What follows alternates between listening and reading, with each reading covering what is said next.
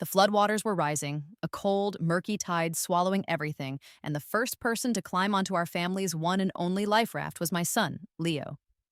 He scrambled aboard, and then, without a single glance in my direction, he tossed the rope to my husband, Daniel, and our housekeeper, Sophia. Ignoring me as I struggled in the surging current, they began to pull the rope back, securing their own safety. Leo's eyes, when they finally met mine, were dark and empty of any warmth. "Mom, I'm sorry," he said, his voice flat. "You're the reason Sophia can't marry my dad. You know I've always liked her more." My husband simply watched, his expression cold and unmoving, as the water threatened to pull me under for good. "You've always been in our way," Daniel added, his words a final cruel blow. "This time, just make a sacrifice for our love. Don't worry, after you're gone, I'll burn some paper money for you to show my gratitude." His chilling promise echoed in my ears as the world around me blurred into a gray chaos. A tide of pure hatred rose inside me, as powerful and destructive as the water that was claiming my life. If there's a next life, I swore to myself I'll make them pay. When I opened my eyes, the first thing I felt was the softness of my own bed. The world was quiet, save for the sound of familiar voices drifting in from the living room. It was my son, Leo. "Sophia, even though you're just our housekeeper, Dad and I think of you as family," he was saying. "Don't worry about little chores like cleaning up. My mom can handle it. She's always at the gym or doing kickboxing, so this kind of work is perfect for her." Sophia's voice was sweet, a practiced melody of false modesty.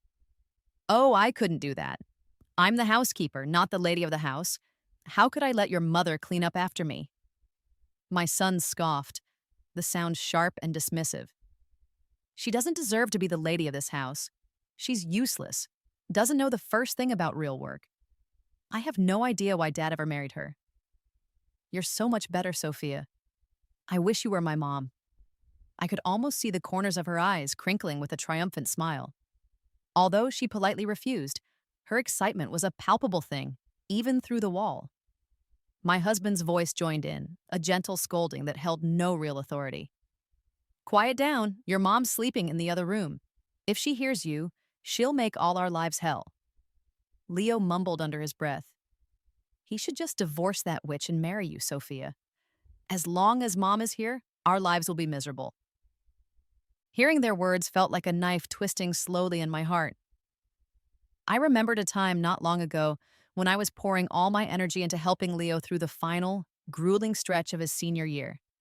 I had signed him up for expensive prep classes and bought stacks of study guides, hoping to give him every possible advantage. When he found out, he had pointed a finger directly in my face and yelled, "God damn it, get off my back! I don't need you worrying about my grades. You're just a useless housewife who doesn't earn a dime. What gives you the right to tell me what to do? You want me to tell Dad to divorce you?" He had proceeded to tear up all the materials I'd painstakingly gathered for him, right in front of my eyes. Then, he threw the handful of shredded paper in my face, and a sharp edge sliced my forehead.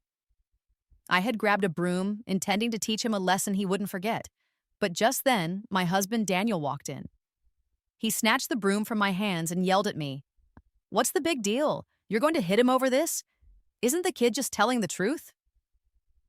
Seeing that I was still determined to discipline our deeply disrespectful son, Sophia ran over and shielded him with her body. "Lara, Leo's still young. He didn't mean it. Please, just forgive him this one time." When my son looked at her, his eyes shone with a profound gratitude. "See, Sophia's the best. Not like some people who can't do anything themselves, so they just try to force their kids to succeed, as if they have any room to talk." I was so furious I could barely breathe. I slapped him hard across the face twice. "Is that how you talk to your mother?" It was the first time I had ever been that angry with him. Instantly, his eyes filled with tears and his look transformed into one of pure hatred. Sophia comforted him, and over his shoulder I could just make out the hint of a smirk on her face. My husband sided with him completely, dragging our son out of the house without a shred of respect for me. When they came home drunk later that night, I found out they had gone out for BBQ and beers. Perhaps that was the moment my son's heart truly filled with an unshakable hatred for me. This time, I opened the bedroom door and walked out. Leo, who had been chattering away, instantly shut his mouth. Three pairs of eyes shot toward me, a mixture of surprise and guilt. I finished my homework before I started watching TV, he said defensively. You know how much work they give us? I'm exhausted. I'm not doing the extra assignments you gave me. You don't have to, I replied, my voice calm and even. From now on, I'm done with your schoolwork. For him, I had quit a high-paying job to become a stay-at-home mom, dedicating myself to raising him and providing every opportunity I could. I never expected him to be a genius. I just hoped he would learn some basic decency and common sense. But things didn't turn out the way I'd hoped.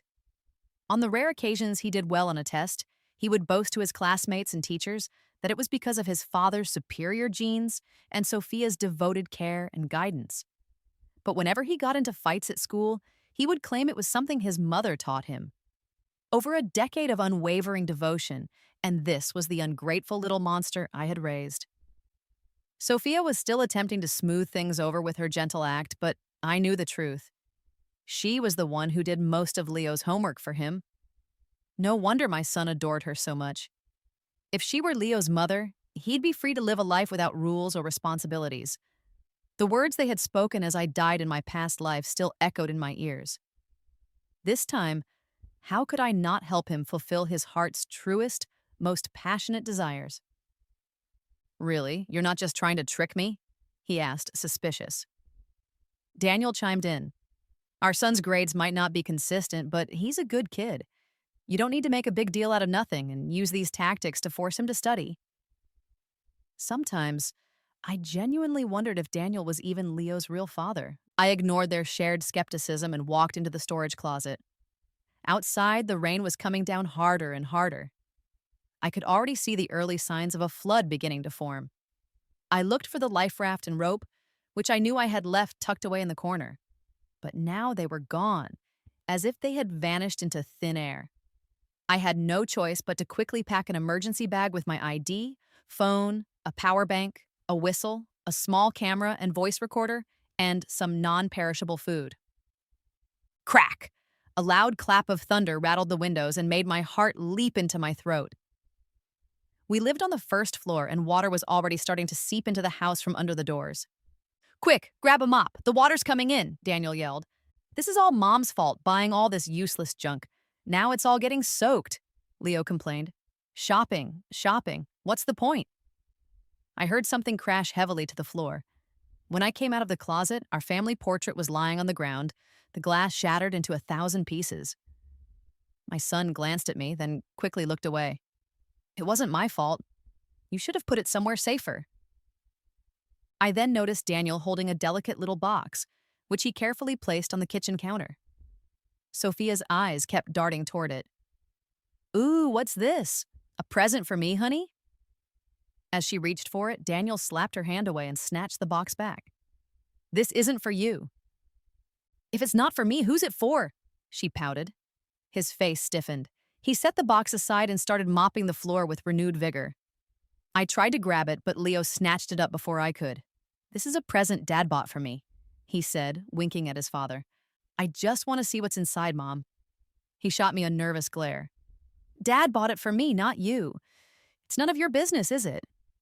A terrible suspicion began to form in my mind. Whatever was in that box, Daniel had probably bought it for Sophia. I had to get my hands on it. All right, let's not worry about trivial things, I said calmly. Leo, go to your room and pack a bag. Daniel gave him a look, and Leo scurried to his room, clutching the box tightly. The water level rose with alarming speed, creeping over our ankles. This is bad. There's too much water, Daniel said, always thinking ahead. Forget packing. We need to find a way out of here. He turned to Sophia. You should go home and check on your place. See if there's anything you need to grab and pack it up quick. He gave Sophia a meaningful look. She lived right next door. Oh, my husband's not home and I can't manage it all by myself, she said with a helpless sigh. Could you guys come help me? Daniel pretended to think it over. All right, you've taken care of our family for so long. Leo, come on, let's go help Sophia pack.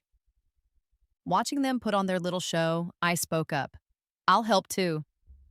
No, you stay here and see if there's anything else we need, Daniel said quickly. We'll be right back. After the three of them left, I pulled out the large block of styrofoam that came packaged with our new washing machine and hugged it to my chest. Without a raft, this would have to keep me alive for now. Just as I expected, they didn't come back. And in all that time, they never called me once. I stood on the balcony and opened the sliding glass door. The water outside was now level with the floor of our apartment. I watched with a cold, detached smirk as I saw them on the neighboring balcony, pushing a life raft into the churning water. I couldn't believe it. Our family's life raft was at Sophia's house. It seemed they knew the flood was coming and had already planned to let me drown, and it was just like in my past life. Leo got on the raft first, then quickly threw the rope to his father and Sophia. The current pushed the raft a few yards away. Daniel hauled Sophia's body up, helping her onto the raft. It was time. I tied several bed sheets together, securing one end firmly to my waist and the other to the balcony door handle. I tossed the styrofoam out, floated on top of it, and grabbed the balcony railing, pulling myself hand over hand toward their raft. "Mom!" Leo cried out, his brow furrowed in a panicked frown. He looked frantically at Daniel. "Dad, hurry up! Don't waste any time!" Daniel glanced at me, his eyes wide with alarm, then quickly jumped into the water, grabbing the rope and swimming with powerful strokes toward the raft. I moved fast, my hand closing around Daniel's ankle. "Honey, I'm right here." The frantic kicking of his leg and the way his shoes slammed repeatedly against my body told me everything I needed to know. He was desperate to get rid of this dead weight. But I held on tight, my eyes fierce. Either we get on the raft together or we go down together. I had a feeling Daniel wasn't brave enough to die with me. The bed sheets stretched to their absolute limit. I quickly untied the knot at my waist and began climbing up his leg. I finally got my hand on the rope and breathed a sigh of relief. "Dad, hurry!" Leo yelled, seeing that I was about to pass his father. "Son, give me a hand." The two on the raft pulled with all their might. Without the anchor of the bed sheets, the raft was like a stray leaf, tossed about by the wind and waves. "Alara, let go of me! It's better if one of us survives," Daniel shouted over the roar of the water. "You want to abandon me?" "No, it's not that. You're dragging me down. I can't survive like this. I have no choice. Do it for Leo. Our son can't lose both his parents at once." "Daniel, our wedding vows said we'd be together forever. I love you, and I can't bear to go on alone." As we talked, his hand was about to reach the raft, and Leo was reaching out for him. I knew that the second Leo grabbed his father's hand, Daniel would let go of the rope and leave me to be washed away. I had to save myself, now. Quickly, I wrapped the rope around Daniel's leg and screamed, "Leo, hold on, don't let go. The rope is tangled around your dad's leg." Leo froze for a split second. In that single moment of hesitation, I used the leverage to reach the raft, stepped hard on Daniel's shoulder, and pulled myself aboard. Their eyes burned with anger and regret, but all they could do was try to rescue Daniel, who I had inadvertently kicked a few yards away. Once he was finally back on board, the three of us sat in the raft, gasping for breath. Even with the turbulent water all around us, the raw thrill of survival was undeniable. Leo was the first to blame me. "Mom, that was so wrong. How could you use Dad to climb on? What if he'd been swept away?" He clutched that little box tightly to his chest. I shot him a cool look. "You seem pretty concerned about your father. I guess you don't care one bit whether your mother lives or dies. Can you just stop nitpicking? What's the point?" "Nitpicking? Fine. Let me ask you this. Why didn't you call for me when you three were getting on the raft?"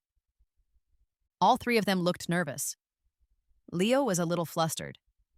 "Mom, don't be so suspicious. We were going to call you as soon as we were all on." Sophia tried to play peacemaker. "Oh, come on now. The important thing is we're all safe. Let's check for any cuts. We don't want to get an infection." My husband and son's eyes widened. They checked themselves over, their gazes occasionally darting toward me. "Honey, are you hurt?" Daniel asked, his concern completely fake. A huge wave crashed against our raft and it lurched violently. "Mom, I'm scared." Leo crawled toward me. I noticed a small metal stud was missing from his jeans. His fist was clenched. He was hiding it in his hand. As he got closer, his fist slowly began to open. The waves were rough. I pretended to lose my balance and kicked him square in the chest. Ah! He fell backward and the raft slammed down on the water, sending up a huge splash. Dirty water went down his throat and Leo coughed violently. Once the water calmed a bit, I feigned concern. Leo, that was so reckless. How could you try to crawl over to me in a crisis like this? What if I had lost my balance and fallen into the water? All right, he's hurt from your kick and you're still rubbing it in, Daniel snapped. I was just worried about our son. Why are you the one nitpicking now? Their faces froze and none of them said another word. Another wave hit and houses all around us were washed away in an instant. We clung to the raft, each of us holding down a corner, but it was no match for the power of the waves. In a flash, the raft flipped. We were tossed into the water like straw, tumbling in the relentless current. I hugged the styrofoam block, my only lifeline, and struggled against the overwhelming fear. The other three were nowhere to be seen. Only the small wooden box Leo had been holding floated alongside me, and we both ended up wedged against the debris of a collapsed house. Time ticked by. Just as I was about to pass out from sheer exhaustion, I heard the calls of a rescue team. I excitedly pulled out my whistle and blew as hard as I could. The boat approached, and I climbed aboard, clutching the small box. I couldn't fight off the exhaustion any longer and passed out. When I woke up, I was in a makeshift shelter set up in a building on higher ground, along with dozens of other rescued survivors. She's fine, just exhausted and shaken up. She just needs to rest. After a quick checkup, the doctor left. A staff member confirmed my information and went on their way. I wondered what happened to the other three. Were they like me in my previous life, drowning in the endless flood, dying in despair? Hate festered and grew inside me. My fists clenched and unclenched, because just then, 3 more people were brought into the shelter. They were covered in cuts and bruises, looking utterly exhausted and weathered. The 3 of them didn't see me. They quickly walked past my doorway and into another room. I stared at their 3 familiar faces and felt that fate was truly unfair. In my last life, they conspired to kill me. Why did they get to be safe and sound this time? My anger almost overwhelmed me, but a man's voice next to me snapped me out of it. Have you seen Sophia? He asked, his voice filled with worry. No. I don't know how my wife is doing. I just hope she's okay. His expression was one of profound grief, and I felt a pang of pity for him.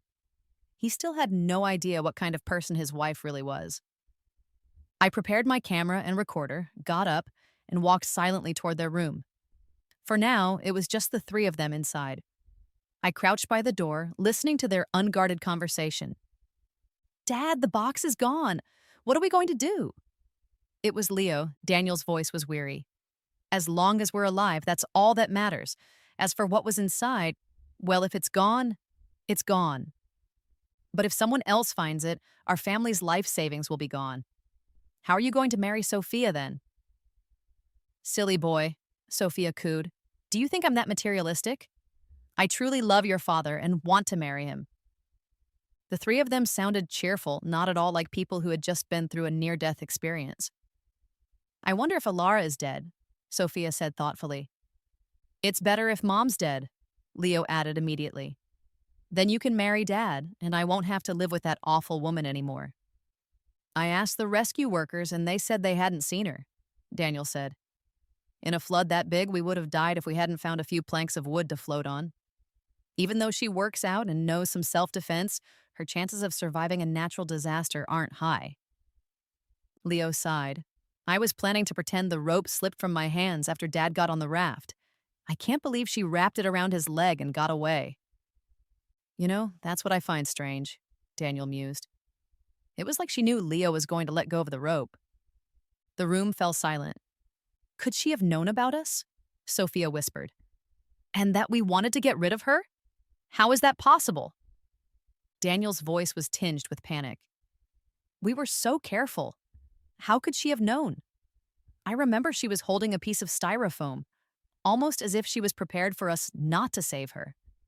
And the way she was talking on the raft, all those sarcastic comments and how she treated Leo, was completely different. I'm worried that if she did survive, she's going to start investigating our relationship. A vicious look flashed in Daniel's eyes. Don't worry, even if she was lucky enough to survive, I'll make sure she ends up a corpse. What are you planning to do? The voices stopped. I couldn't hear a single thing more. My heart felt like it was being squeezed by a giant hand. The pain was suffocating. I couldn't believe they still wouldn't let me go. If that's how it is, then they can't blame me for what comes next. I went back to my spot and glanced at the box in my bag. Whatever was inside must be important. This wasn't the right time to open it in case someone was watching. I started to pretend to cry, which got the attention of Mrs. Gable, the woman in the cot next to me. She was my upstairs neighbor. In my past life, she often told me that something seemed off between Daniel and our housekeeper, and that I should be careful. At the time, I was too naive and didn't take it seriously. I just couldn't imagine that two married people would abandon their responsibilities as husband and wife to have an affair. Now I know just how much I overestimated their character. Mrs. Gable, you were right, I sobbed. I shouldn't have brushed you off. Mrs. Gable understood immediately. Being a straightforward person, she started chattering. It's because of Daniel and Sophia, isn't it? I told you they had something going on. Sophia's husband, Robert, heard her and looked displeased. Mrs. Gable, you can't just say things like that. You can't slander my wife without any proof. Mrs. Gable was about to quiet down, but I grabbed her wrist and, with tears streaming down my eyes, told them everything. Mrs. Gable, thank you for your warning. It made me keep an eye out. Otherwise, I would have been killed by them today. Both of them stared at me in shock and lowered their voices. They tried to kill you? Tell me what happened. That day, when the floodwaters came into our house, my husband and son said they were going to help Sophia pack. After they left, I was going to look for our life raft so we could all leave together when they got back. But I couldn't find it anywhere. Then I stood on the balcony and saw our raft at your house, I said, looking at Robert. Robert's eyes widened. Was it blue? Yes. So it was yours. I was wondering where Sophia suddenly got a life raft. She wouldn't tell me anything when I asked. Having earned his initial trust, I continued my story. But I never imagined they would get on the raft and just leave without me. As they were going, I even heard my son say, after Mom dies, Dad can marry Sophia. Robert's face was frozen in disbelief. Impossible, my wife isn't that kind of person. Mrs. Gable comforted me. You can know a person's face, but not their heart.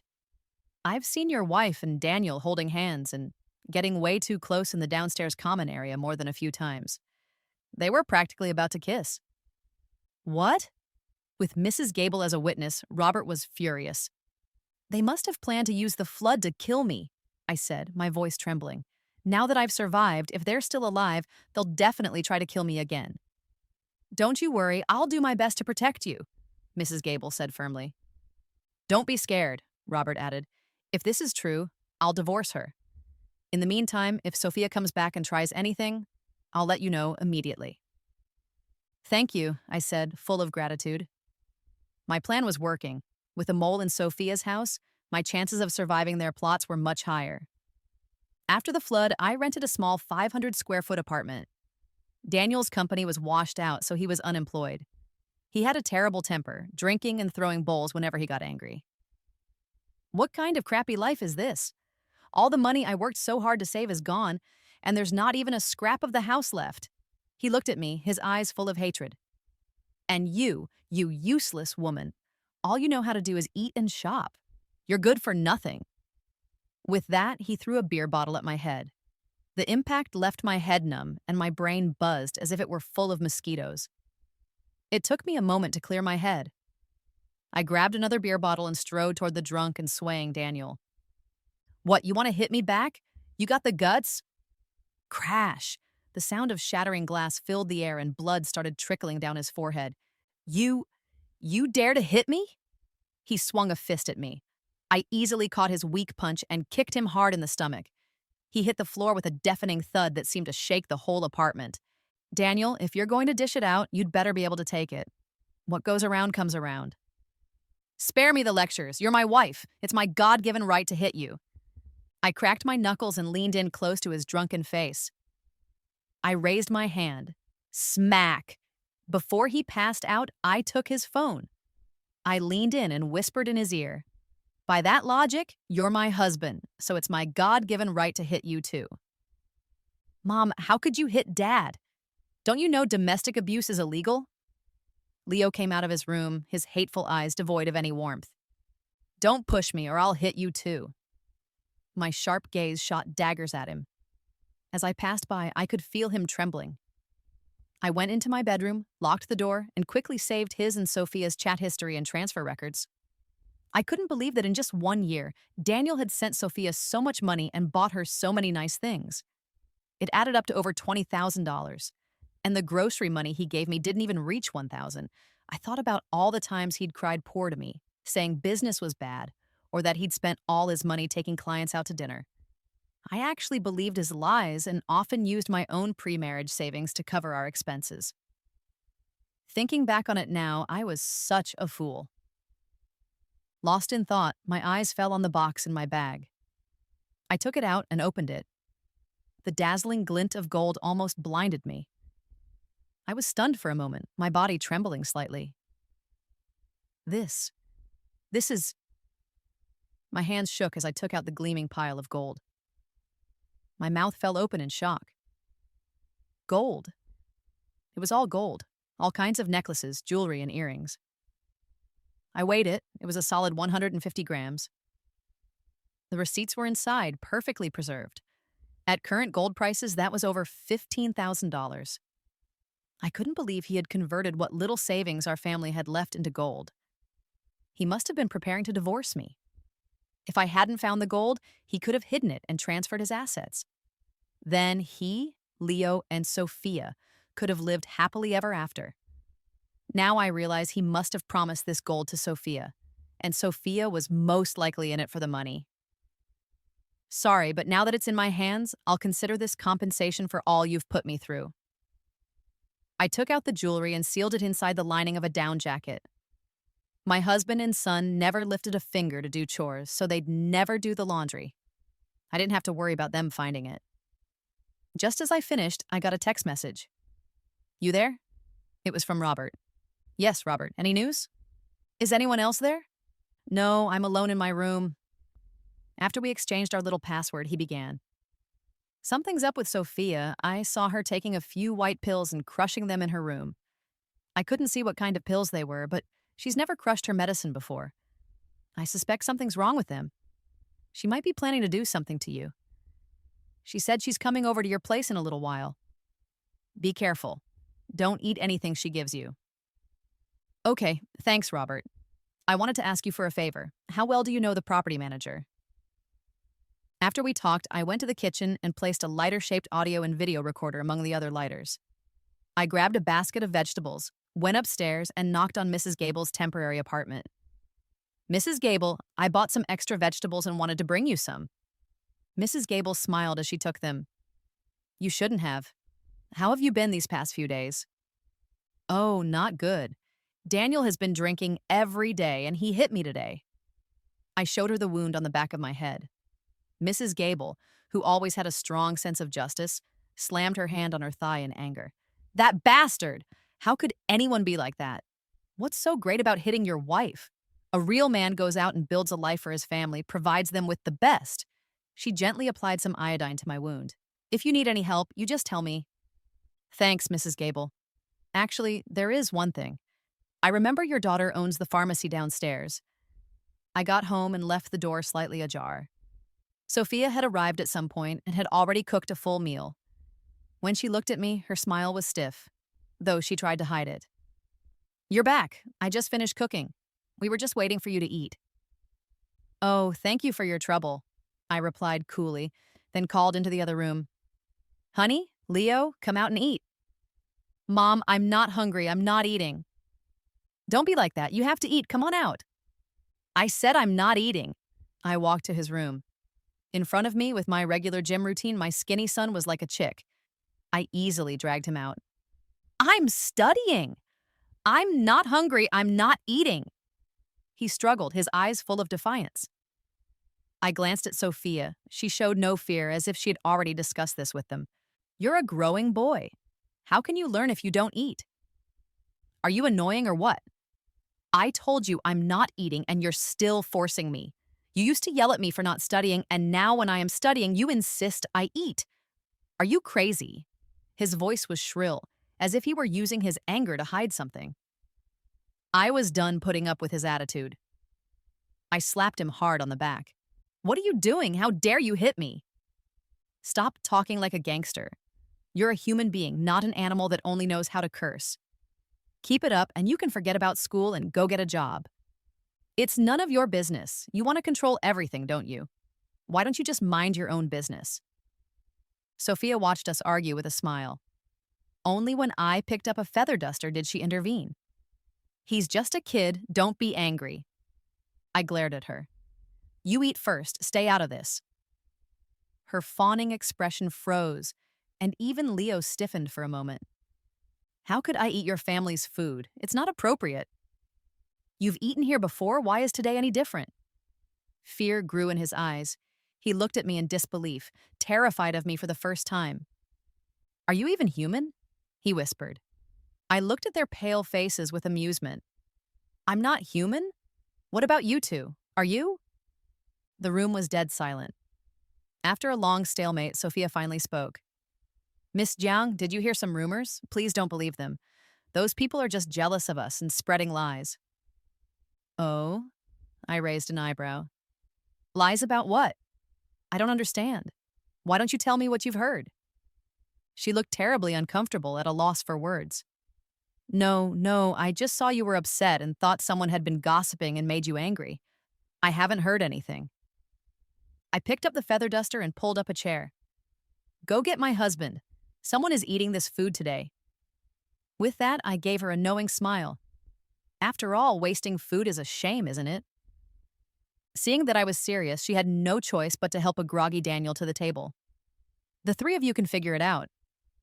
Leo's eyes darted around, finally settling on Sophia. Sophia didn't dare look at me, her gaze falling on Daniel instead. Leo saw her intention and quickly stopped her. No, that's my dad. Your mom is being ruthless. I have no choice. You said you loved my dad. How can you do this? Leo's anger flared. They didn't have their phones, and I was blocking their way to the kitchen. They were trapped. So what am I supposed to do? I want to live too. You're so righteous, so kind. Why don't you eat it? A fight was about to break out. Their once friendly relationship shattered in the face of death. Me? Don't forget who you are. You're just a maid we hired. Do you think you're worthy? Ha! So that's what you've always thought of me. After all I've done for you, you're just an ungrateful little monster. I'm an ungrateful monster? What are you? A gold digger. Don't think I don't know you were after my dad's savings.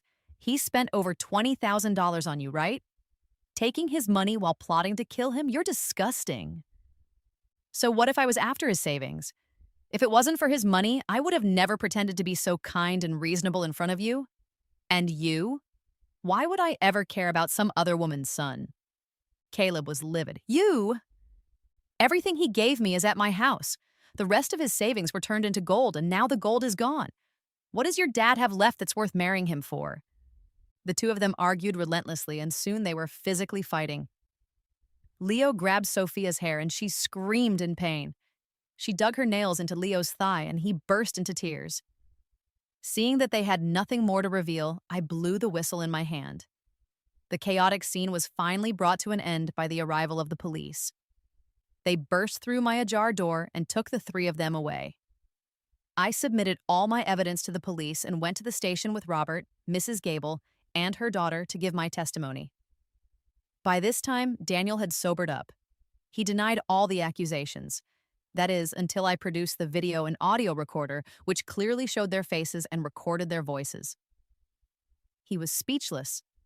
Sophia was still trying to argue. I didn't poison the food.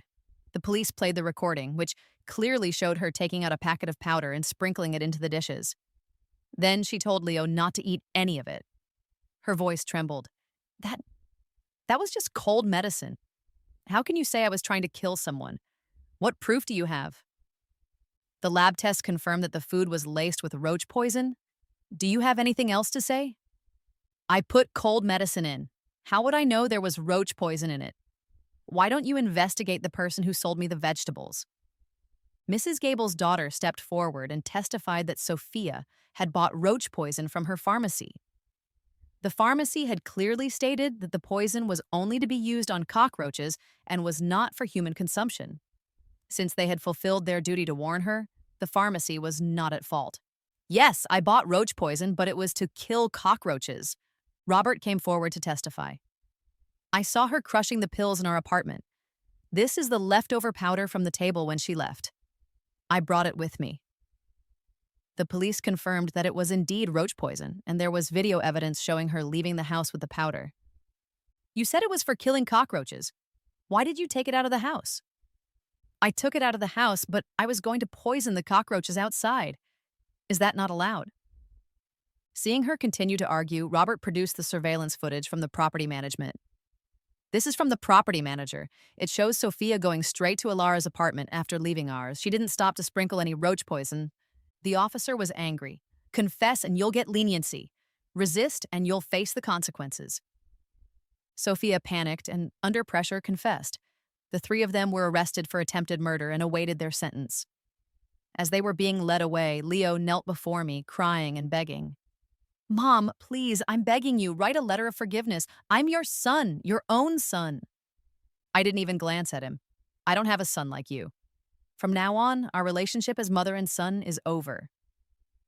Soon after, with the testimony of the police and Mrs. Gable, I quickly divorced Daniel. Robert also divorced Sophia. I thanked everyone who helped me. Mrs. Gable, here's some fresh meat and vegetables. They're really good. You and your daughter should try them tonight. Robert, I have some cigarettes and alcohol at my place that I don't need. You can have them.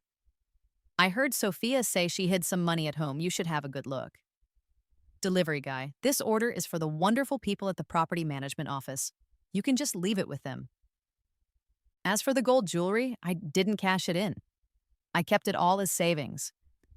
Not long after, the three of them were sentenced for attempted murder. After they got out of prison, I heard they were homeless and penniless and were forced to become a family. After they got married, Daniel drank constantly.